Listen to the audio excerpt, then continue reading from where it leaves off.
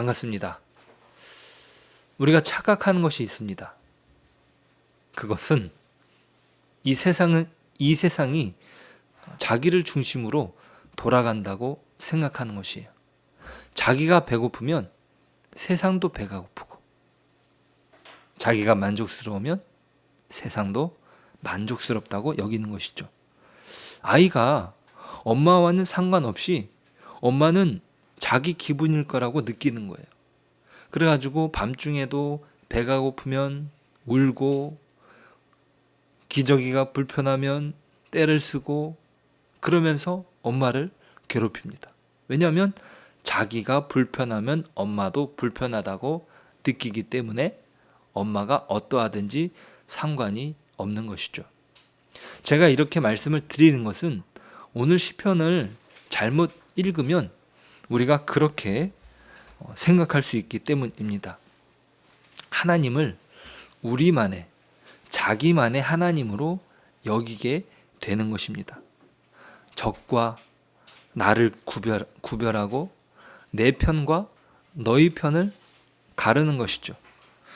하나님, 이번 경기에 꼭 이기게 해주십시오. 저들을 이기고 하나님께 영광을 돌리기를 원합니다. 이렇게 기도를 하는 경향이 있습니다. 특히 국가와 국가전이 열릴 경우에 그러죠. 월드컵 때 우리나라를 위해서 많은 사람들이 기도를 합니다. 그런데 가만히 생각을 해보면은 저쪽 나라에도 하나님을 믿는 사람들이 있을까요, 없을까요? 있잖아요. 그런데 우리가 우리나라만을 놓고 기도하고 우리나라 사람들이 이기면 그것이 하나님께 영광이라고 생각을 하는데 그렇지 않다는 것이죠. 특별히 오늘 3절과 4절을 잘못 읽으면 그렇게 생각을 할 수 있다는 것이에요. 3절 4절 말씀 읽어볼까요? 여호와께서 만민을 우리에게, 나라들을 우리 발 아래에 복종하게 하시며 우리를 위하여 기업을 택하시나니 곧 사랑하신 야곱의 영화로다. 아멘. 편협하게 하나님을 생각하는 경향이 그렇다는 것이죠.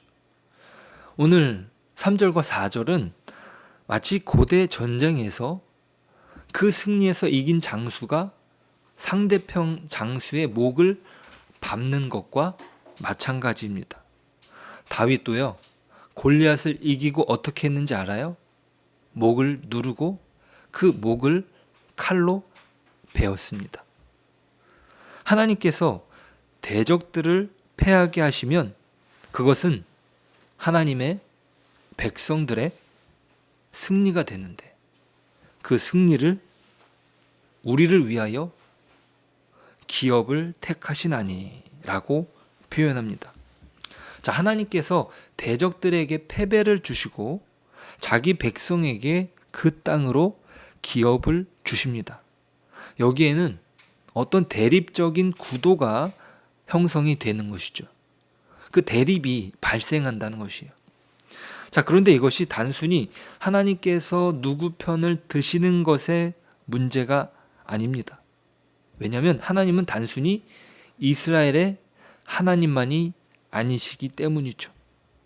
하나님은 이스라엘의 부족신이 아니에요. 이것이 성경이 증언하는 것입니다. 하나님께서는 태초에 천지를 창조하셨습니다. 자기 편만을 위해서 만드신 것이 아니라 모든 사람들을 위해서 만드신 것이죠. 그리고 아브라함을 부르실 때에는 너를 축복하는 자에게는 내가 축복할 것이고 너를 저주하는 자에게는 너를 저주할 것이다 라고 하셨습니다. 이스라엘 그 아브라함 중심의 새로운 역사, 죄로 이어져 왔던 역사를 하나님이 은혜로 이 세상을 통치하시겠다 말씀을 하신 것이죠. 자, 아브라함 중심, 그리고 아브라함의 사람들을 중심으로 보여지는 것 같지만 그 뒤에 이어지는 내용은 모든 사람들을 위한 하나님의 예고였습니다. 그렇게 말씀하시죠. 땅의 모든 족속이 너로 말미암아 복을 얻을 것이라. 하나님의 구원이 땅끝까지 이를 것을 말씀하셨습니다. 출애굽한 이스라엘 백성들에게 시내산에서 하나님이 말씀하신 것은 무엇입니까? 세계가 다 내게 속하였나니 너희가 내 말을 잘 듣고 내 언약을 지키면 너희는 모든 민족 중에서 내 소유가 되겠고 너희가 내게 대하여 제사장 나라가 되며 거룩한 백성이 되리라. 그렇게 말씀하셨습니다. 하나님은 결코 그들만의 하나님이 아니라는 사실을 거듭 말씀하시는 것이죠. 자, 여기에서 어떤 긴장이 발생합니다. 그것은 무엇이냐면 이스라엘을 대적하는 자들과 이스라엘이 싸울 때면 하나님께서 그들의 편을 들어주셨습니다. 그들이 하나님 편에 있을 때는 말이에요. 만약에 그들이 하나님으로부터 떨어지면 하나님의 대적을 들어서 이스라엘을 때리시기도 하셨습니다.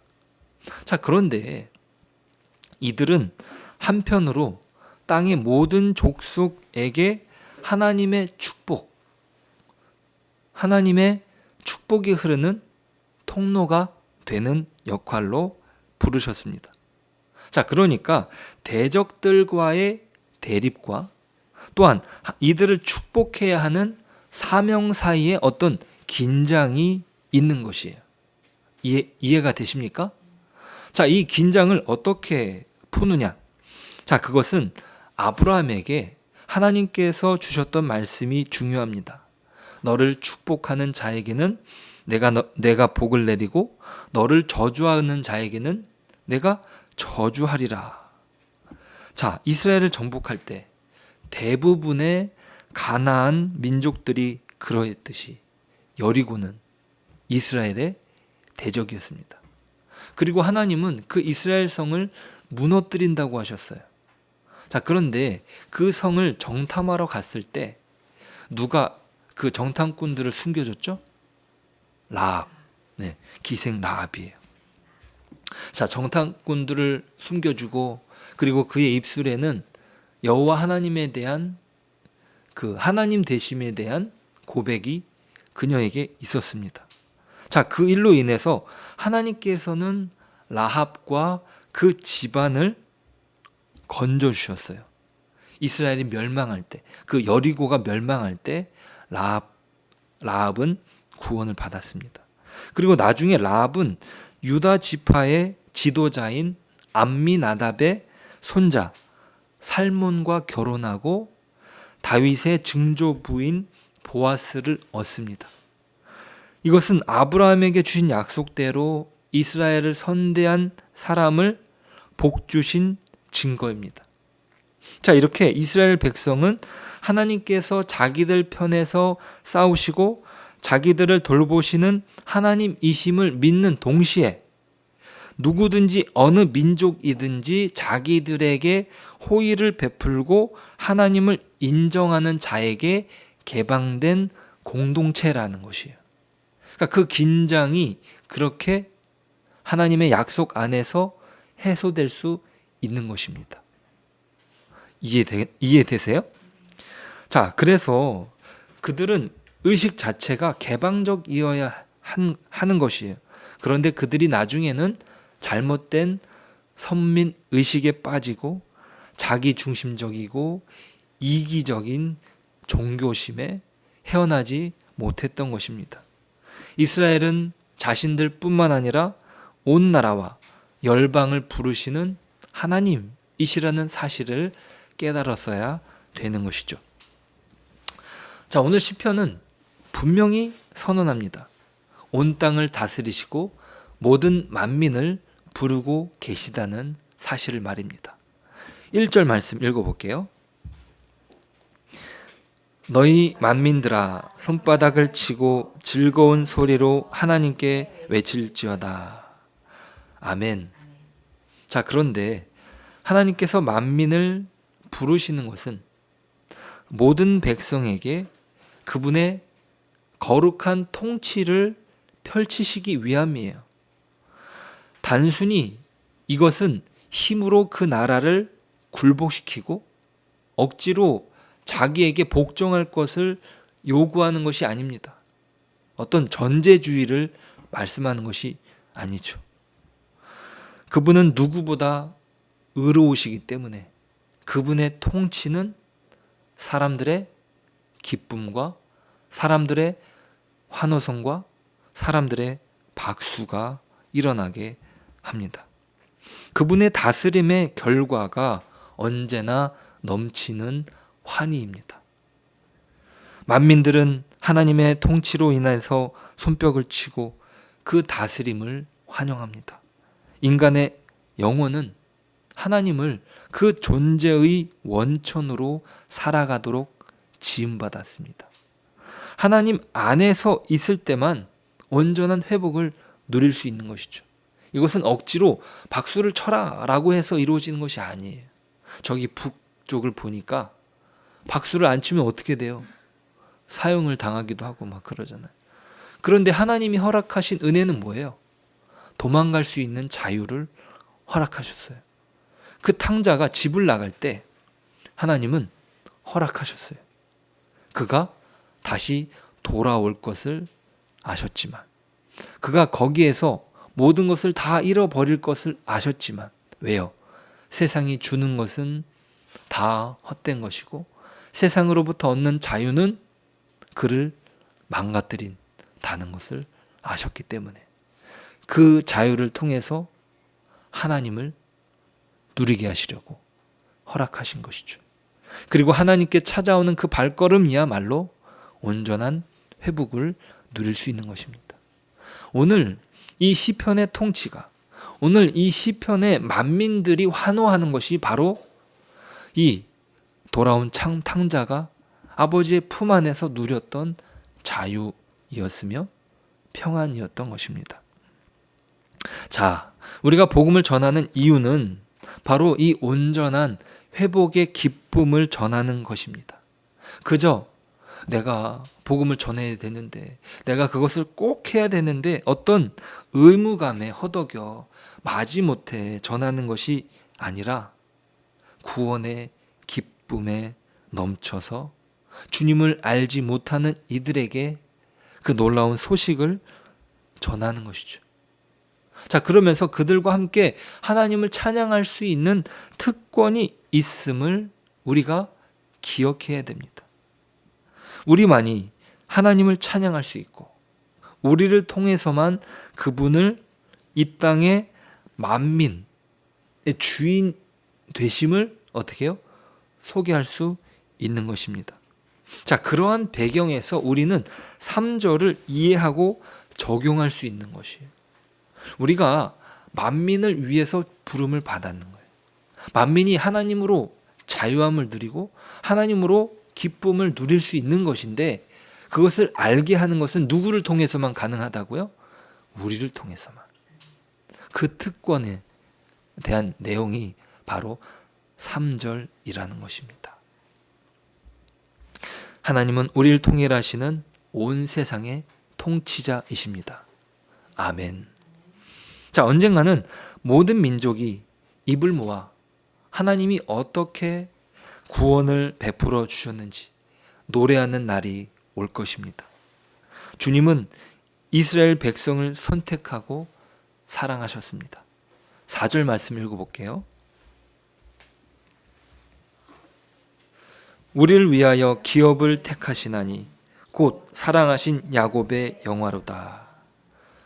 자, 그들을 택하신 이유는 그들이 더 슬기롭거나 지혜롭거나 특별해서 선택하신 것이 아니에요. 그들의 역사를 보면 우리는 그것을 알 수 있습니다. 그들이 특별해서가 아니라 하나님의 선택이 특별해서인 것입니다. 그러므로 누구한테 하나님을 소개할 때에는 생색이나 우월감으로 나아가는 것이 아닙니다. 내가 특별하니까 전하는 것이 아니죠. 하나님의 선택이 특별하기 때문입니다. 야, 저 사람은 구원받지 못할 거야. 아유, 저러니까 구원받지 못하지 라고 판단할 이유가 없는 것입니다. 그렇게 간다면 우리는 어떻게 되는 거예요? 바리새인처럼 되는 것이죠. 누구도 이 하나님의 구원에서 뺄 수가 없습니다. 마지막 절은 입이 다물어지지 않을 만큼의 놀라운 환상을 보여줍니다. 9절이에요. 문 나라의 고관들이 모이며 아브라함의 하나님의 백성이 되도다.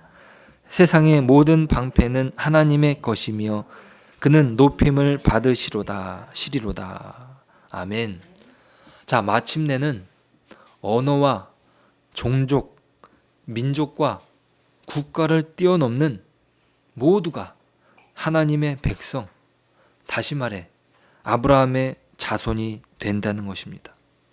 이것은 처음부터 아브라함에게 주셨지만 오로지 하늘에 오르셔서 영원한 보좌에 앉으신 예수 그리스도를 통해서만 실현되는 약속입니다. 이것이 요한계시록을 통해서 응답됩니다. 요한계시록 7장 9절이에요. 이 일 후에 내가 보니 각 나라와 족속과 백성과 방언에서 아무도 능히 셀 수 없는 큰 무리가 나와 흰옷을 입고 손에 종려 가지를 들고 보좌 앞에 어린 양 앞에 서서 큰 소리로 외쳐 이르되 구원하심이 보좌에 앉으신 우리 하나님과 어린 양에게 있도다 하니. 아멘. 오늘 그 놀라운 주님의 구원, 주님의 사랑이 우리의 삶에 충만하고 내가 받은 그 은혜가 놀랍도다. 그것을 겸손하게 다른 이에게 증거할 수 있는 그러한 삶으로 쓰임받기를 소망하는 저와 여러분 되시길 축복합니다. 기도하겠습니다. 하나님, 감사드립니다. 우리가 하나님의 자녀가 되었다는 사실이 얼마나 감사한지 모르겠습니다. 그런데 우리는 때로 그 구원을 자랑하며 다른 사람을 정죄할 때가 있습니다. 누군가를 지적하고 저런 사람들은 그리스도를 믿지 않을 거야 판단할 때가 많았습니다. 하지만 누구도 그리스도인에 어울리지 않는 사람이란 없다는 사실을 깨닫게 됩니다. 주님께서 허락하신 기적적인 은혜 덕분에 믿음을 가질 뿐입니다. 우리가 그 믿음의 본이 되길 소망합니다. 나와 같은 자를 구원하신 은혜가 너무나 크기에 그 사랑을 전하고 그 사랑을 누리는 이 땅에 그 사랑을 드러낼 사람이 우리밖에 없음을 기억하게 없어서 그 구원의 놀라운 소식을 전하는 특권을 우리가 온전히 행하는 저희들이 되게 하여 주옵소서. 예수님의 이름으로 기도드립니다. 아멘. 그렇습니다.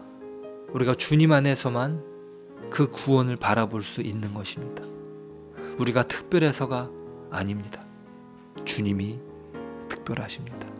그 특별한 은혜 안에서 우리가 온전히 빛이 되고 소금이 되고 사랑이 되는 복된 하루 되시길 축복합니다.